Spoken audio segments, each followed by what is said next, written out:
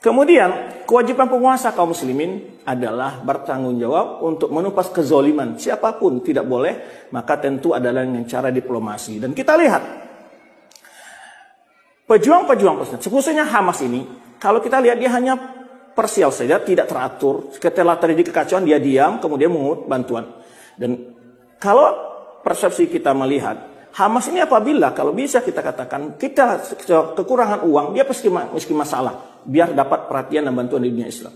Maka sering di bulan Ramadan mereka bikin masalah, ya, yang akhirnya menjadi korban adalah rakyat sipil. Ya. Padahal mereka bukanlah ya semua pejuangnya, dan mereka tidak berkoordinasi baik dengan rakyat, baik dengan partai-partai yang ada di sana, ataupun dengan pemimpin-pemimpin negara Arab yang membantu mereka selama ini. Tidak ada koordinasi.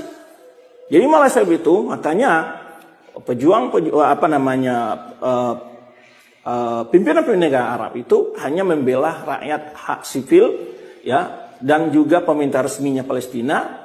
Tidak ada dengan Hamas, karena Hamas ini jelas adalah dikuasai oleh kelompok Ikhwan Muslimin dan juga kebanyakan berakidah Syiah Rafidhah. Dan mereka nyatakan, bahkan salah satu dari wakil pimpinan Hamas ini namanya Kamal Khatib menyatakan, kami tidak berpikir untuk menyelamatkan Al-Quds dari orang penjajahan Israel, tapi kami berpikir bagaimana menyelamatkan Masjidil Haram dan kota Mekah dan kota Madinah katanya dari penjajahan Ibnu Saud. Ini jadi pola pikir mereka demikian, dan mereka memuja-muja, banyak buktinya di media di YouTube ataupun di Twitter, di share baru-baru ini, dan termasuk di Twitter saya juga saya share beberapa keterangan-keterangan ini dari bahan-bahan ini menjelaskan hal itu, bagaimana mereka sebenarnya tidak mengusir Israel itu sebetulnya, ya, tapi mereka hanya sekedar bagaimana mencari perhatian dunia, mendapat bantuan dan lebih banyak demikian. Dan mereka tidak berada di tempat, mereka berada di luar negara Palestina, seperti hidup di Qatar sebagainya, yang menderita adalah rakyat sipil. Nah ini bagaimana perjuangan seperti ini? Apalagi yang menjadi urusan setelah mereka bikin kekacauan begini, mereka jelas tidak mampu menyelesaikan masalah. Yang sibuk adalah para pemimpin negara Arab. Mereka sudah lepas tangan. Demikian. Negara Arab yang sibuk seperti Muhammad bin Salman, Presiden Mesir, Presiden Emirat Arab, mereka lah Raja Emirat Arab, mereka lah yang sibuk bernegosiasi di dunia internasional. Ya, karena mereka yang punya legalitas untuk berdialog, dan Palestina tidak diakui kemerdekaannya sehingga mereka tidak bisa berdialog di dunia internasional. Dan ini ya kondisi yang sebenarnya. Kemudian kita kaum muslimin seperti yang kita katakan tadi, boleh membantu dengan doa, membantu dengan sebisa mampu kita dari harta kita, tapi pastikan kepada arah yang tepat.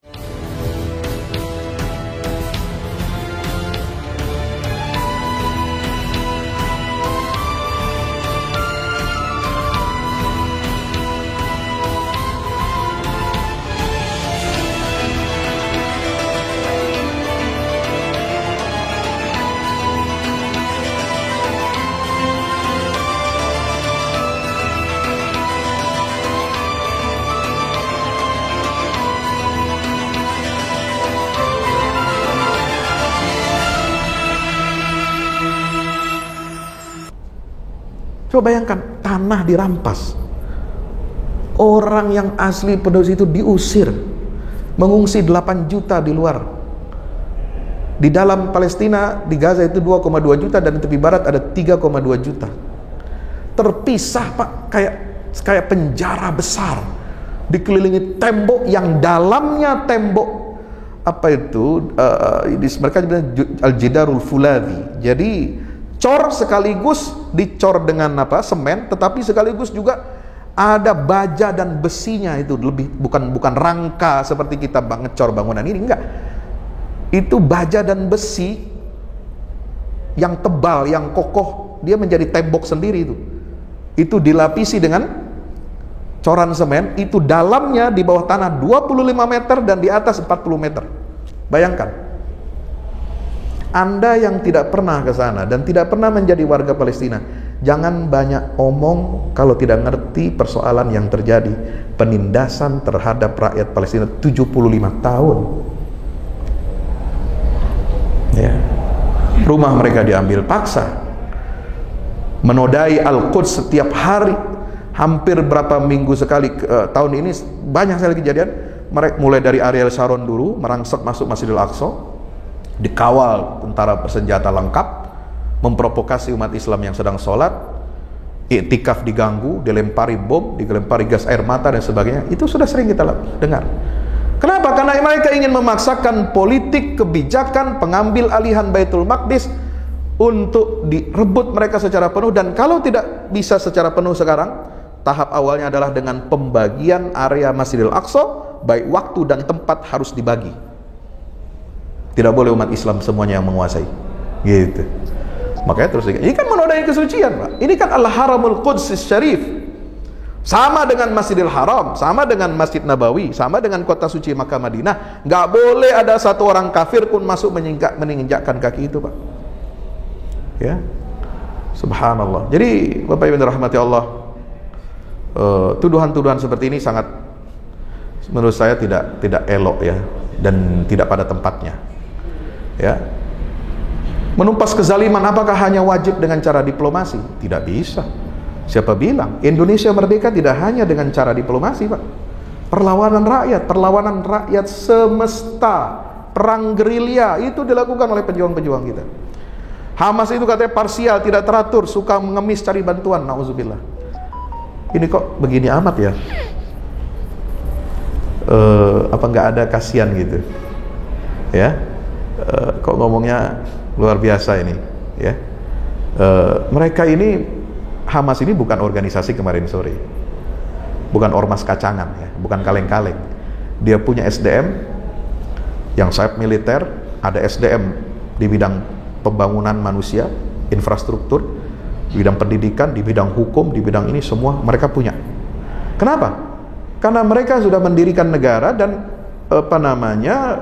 menang pemilu dan mewakili aspirasi rakyat Palestina tahun 2006. Jadi kalau dia mengatakan Hamas bukan representasi rakyat, aneh bin ajaib. Dia menang pemilu, 132 kursi parlemen Palestina, 74 dia menangkan. 74 itu berarti lebih dari setengah, ya. Sementara pesaingnya Fatah yang tadi itu, yang dulu mengejek Syekh Ahmad Yasin itu ngajarin anak baca Quran buat melawan Israel, gak ngangkat senjata, itu cuma dapat berapa? 41 kursi. Jauh kan bedanya. Jadi yang mewakili rakyat di tepi barat dan di Gaza itu adalah sekarang mereka yang melawan Israel ini. Ya. Tidak berkoordinasi. Bagaimana mau berkoordinasi dengan pemerintah yang ada di tepi barat dan negara-negara Arab lainnya, sementara mereka sudah tunduk kepada syarat-syarat penjajah. Tidak boleh melawan. Tidak boleh melawan. Kalau melawan, ya, maka gaji semua ASN pemerintah otoritas Palestina tidak akan dicairkan oleh Israel. Karena yang mengeluarkan dan mencairkan gaji pemerintah sementara Palestina itu di tepi barat itu adalah Israel, Pak. Jadi kalau berani melawan, nggak bisa. Nah, jadi bagaimana mau koordinasi? Bagaimana mau melawan dominasi Israel seperti itu? Sementara yang diberikan amanah sebagai pemerintahan, ya katakanlah yang tidak resmi itu sampai tunduk kepada keinginan dan kemauan Israel. Ya. Kemudian afiliasi, nah soal akidah ini ya, ini fitnah ya. Sering diungkapkan bahwa akidahnya kelompok perlawanan Palestina itu adalah akidah Syiah Rafidhah. Itu nggak ada itu fitnah besar. Ya, saya sudah ketemu berapa minggu yang lalu di Qatar dengan pemimpin Hamas itu Ismail Haniyah. Itu tidak ada Syiahnya sama sekali. Ya, kalau menerima bantuan mungkin ada dari Iran, dari Hizbullah, tapi bantuan yang Hamas terima sama seperti bantuan dari Rusia, dari Cina, dari Korea Utara, itu bantu juga tuh, Pak. Itu bantuan tanpa syarat. Terus apa kemudian terima bantuan? Ya, Cina komunis bisa boleh mengajarkan, menyebarkan ideologi komunismenya di Palestina? Nggak ada ceritanya. Apa kalau terima bantuan dari Rusia, kemudian ajaran Lenin, Marxis diajarkan di Palestina? Nggak ada. Apa kalau terima bantuan dari Iran, lalu kemudian ajaran Rafidhah, Syiah yang memaki dan menghina sahabat Nabi dan istri Nabi diajarkan di Palestina? Nggak ada. Saya berani mengatakan, ingkana rafdan muqawamatul ihtilal falyashhadits thaqalan annana Rafidhah. Sampai ada tokoh Hamas mengatakan, kalau seandainya kami disebut Rafidhah karena melawan penjajahan Israel, maka saksikanlah sebagaimana Imam Syafi'i mengatakan, kalau dianggap Rafidhah, saya dianggap Rafidhah dituduh karena saya mencintai keluarga Rasulullah, maka saksikanlah jin dan manusia bahwasanya saya seorang Rafidhah, kata Imam Syafi'i. Sama orang-orang Palestina ini mengatakan, kalau seandainya melawan penjajah Zionis Israel itu kami dicap, dituduh sebagai Rafidhah, biarkanlah jin dan manusia bersaksi, nggak apa-apa kalau kami disebut dengan cap seperti Rafidhah. Tapi yang Rafidhah dimaksud oleh orang-orang di Palestina adalah, Rafidhah itu artinya apa? Menolak.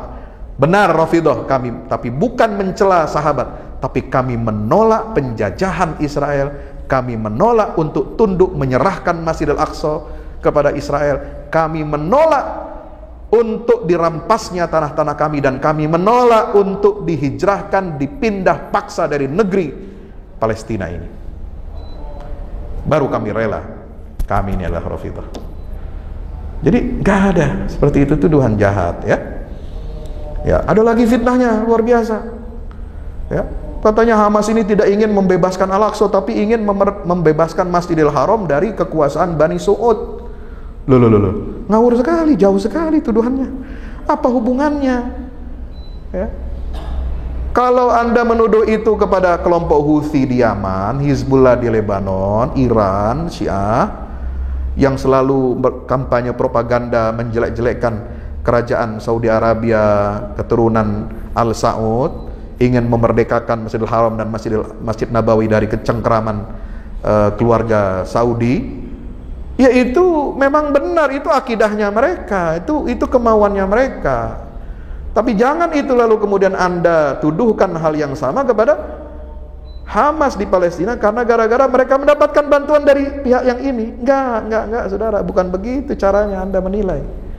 Ya. Hamas itu jelas tujuannya di ADART-nya adalah untuk Palestina yang merdeka, tujuannya dari Sungai Yordan sampai Laut Mediterania, Laut Tengah, dan kembalinya batas-batas tahun 1967, ibu kota Palestina adalah Al-Quds dan Al-Masjidil Aqsa, sentral daripada kota Al-Quds Syarif yang diperjuangkan oleh mereka. Maka semua operasi militer yang dilakukan oleh Hamas sejak blokade 17 tahun terakhir itu selalu dinamai dengan apa? Al-Quds atau Al-Aqsa. Kemarin 2021 namanya operasi militernya Saiful Quds, pedang Al-Quds. Sekarang Taufanul Aqsa, badai Al-Aqsa. Dan kata petinggi Hamas di jalur Gaza, Usama Hamdan, dia mengatakan bahwa perang ini adalah perang yang menentukan, yang menjadi awal dari akhir kehancuran Zionis Israel. Dia bersumpah seperti itu. Kenapa? Ini nggak main-main lagi. Al-Aqsa udah nggak bisa terima lagi untuk terus dikangkangi, terus dinodai, terus diprovokasi, terus dijauhkan dari umat Islam. Ini harga mati dan garis merah yang tidak boleh kalian langgar. Dan tanah-tanah kami, tanah ribat, tanah suci seluruh Palestina itu adalah ardhur ribat. Ya, jadi keliru hanya mengatakan tanah suci hanya Baitul Maqdis. Enggak. Seluruh tanah Palestina yang historis itu adalah wakaf milik umat Islam, dan itu ada dalam piagam pendirian perlawanan Palestina, dan mengatakan bahwa ini adalah ardhur ribat. Ardhur ribat apa? Daerah tanah-tanah yang digunakan di perbatasan untuk menahan serangan musuh. Kenapa? Karena musuh akan mencaplok Masjidil Aqsa, maka mereka harus melewati kota-kota yang ada di seluruh Palestina untuk mencaplok Masjidil Aqsa. Maka seluruh wilayah tanah Palestina itu disebut dengan ardhur ribat. Itulah ardhul jihad. Jihad untuk mempertahankan daerah perbatasan dari serangan musuh yang akan mencaplok Masjidil Aqsa. Ya. Ada lagi. Nah, ini yang tuduhan kelima udah saya jawab ya. Tidak mengusir Israel katanya, cuma cari perhatian. Nauzubillah min zalik. Ya. Tadi sudah saya jawab. Kemudian tinggal di luar negeri. Tinggal di luar negeri enggak yang tinggal di luar negeri itu yang ditarget nomor 1. Yang lain-lain itu masih ada di luar negeri semua, Pak. Sama dengan di Indonesia. Dulu pejuang kemerdekaan Indonesia itu ya, ada yang di dalam negeri, ada di luar negeri. Ada yang mimpin di tengah hutan, ada yang di istana. ada yang di penjara, ada yang di luar negeri, diplomasi. Itu dibagi sama perjuangan itu di mana-mana kemerdekaan. Ya, ada yang di lapangan, ada yang di luar negeri untuk mengatur siasat, mengatur diplomasi hubungan internasionalnya. Nggak bisa dong kita membunuh karakter orang, sebuah kelompok yang memperjuangkan Masjid Al-Aqsa ini, kemudian kita bunuh karakternya dengan tuduhan-tuduhan sesat seperti itu. Ya, Ismail Haniyah itu sebelum pindah ke Qatar, ya, mengungsi sementara, itu dia berjuang di sana. Dia terpilih sebagai perdana menteri di sana. Dia angkat senjata sejak kecil melawan Israel. Keluarganya berapa banyak yang sudah dibantai oleh Israel. Ya, habis dilucuti rumah-rumahnya, tanah-tanahnya keluarga beliau itu. Ya, jadi bukan orang nggak berjuang ini Pak, orang berjuang. Ya, tinggal di luar negeri itu ya hanya karena tuntutan diplomasi, ya, pembagian tugas. Ya, Bapak Ibu dirahmati Allah Subhanahu Wa Taala, ini bukan kekacauan yang dibikin, tetapi justru adalah untuk menggentarkan musuh. Kenapa? Karena Allah Ta'ala mengatakan apa? Turhibuna bihi aduwallah wa aduwakum. Turhibuna bihi aduwallah, supaya membuat gentar musuh, maka kita harus apa? Ya, melakukan serangan yang terukur. Jadi para pejuang Palestina ini tidak menyerang membabi buta seperti hal kelakuan Israel itu, iblis. Ya, nembaki anak-anak, menyerang rumah sakit. Orang sudah ditelepon, diselebarkan pamflet suruh kosongin wilayah itu, orangnya sudah mengungsi, di jalan ditembaki juga. Ini kan kurang ajar. Nggak ada penjajahan sejahat Israel sekarang seperti sekarang ini. Ya, dulu Prancis jahat, betul, tapi tidak sejahat Israel sekarang. Inggris menjajah, jahat, betul, tapi tidak sejahat sekarang Israel. Ya, Amerika membantai suku Indian asli, jahat, tapi tidak sejahat seperti ini. Luar biasa kejahatannya, ya, sudah di luar batas kemanusiaan. Ya, mereka bahkan ingin membenarkan, melegitimasi kejahatan perangnya itu dengan apa? Memfitnah.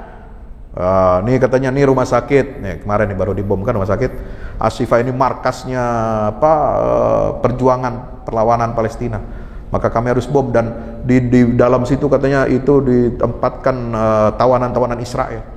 Hello, lucu sekali Anda itu, ya. Ini sudah dibantah, mana ada tawanan itu dirahasiakan, tidak ada di situ. Ya, Hamas itu punya markas di bawah tanah, dia bangun karena Gaza itu sempit Pak, 360 km persegi, semuanya di benteng seperti tadi yang saya katakan. Terus mau bagaimana? Nggak mungkin dia bikin pertahanan atau markas di atas tanah, dia harus ada di bawah tanah, dibangun itu markas militer, dan untuk menyimpan senjata-senjata peluru-peluru, roket-roket yang untuk diarahkan kepada Israel itu. Ya, Pak Ibu yang dirahmati Allah. Jadi ini narasi baru perjuangan Palestina ini terinspirasi dari sahabat Abu Ubaidah ibnul Jarrah.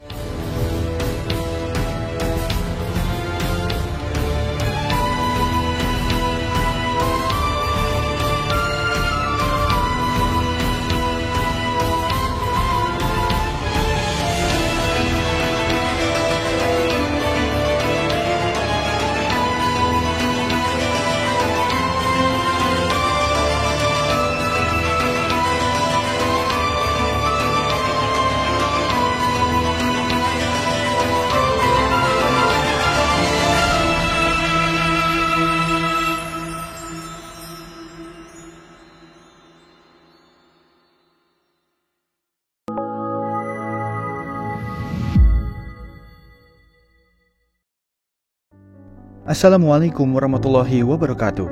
Di zaman dan era global yang semakin menuntut kita untuk terus bergerak, ada kebutuhan yang senantiasa harus kita penuhi dalam kehidupan kita. Zaman di mana segala kebutuhan terasa sangat mendesak. Salah satunya adalah kebutuhan sarana dakwah Al-Quran sebagai pusat peradaban.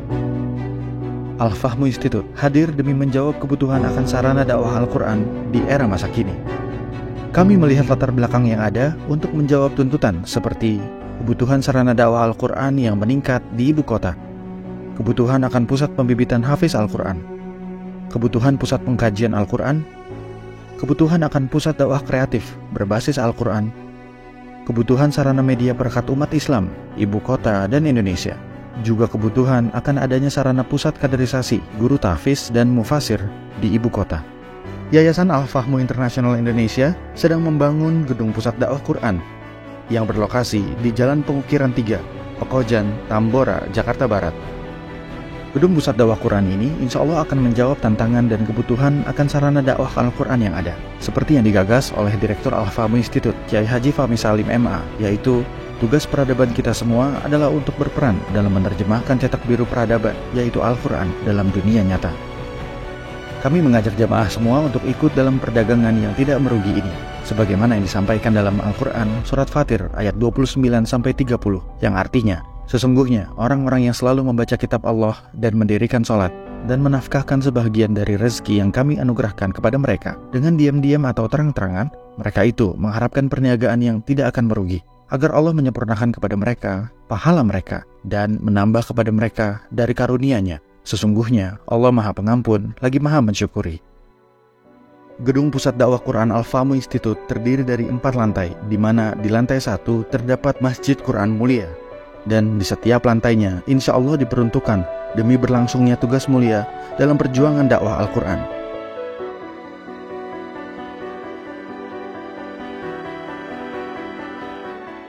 Berikut adalah rencana anggaran biaya yang dibutuhkan dalam pembangunan Gedung Pusat Dakwah Quran.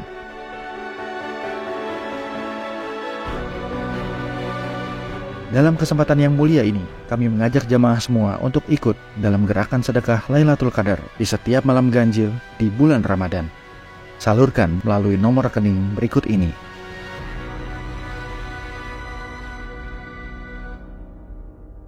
Al-Fahmu Institute, bahagiakan Indonesia dengan dakwah Quran.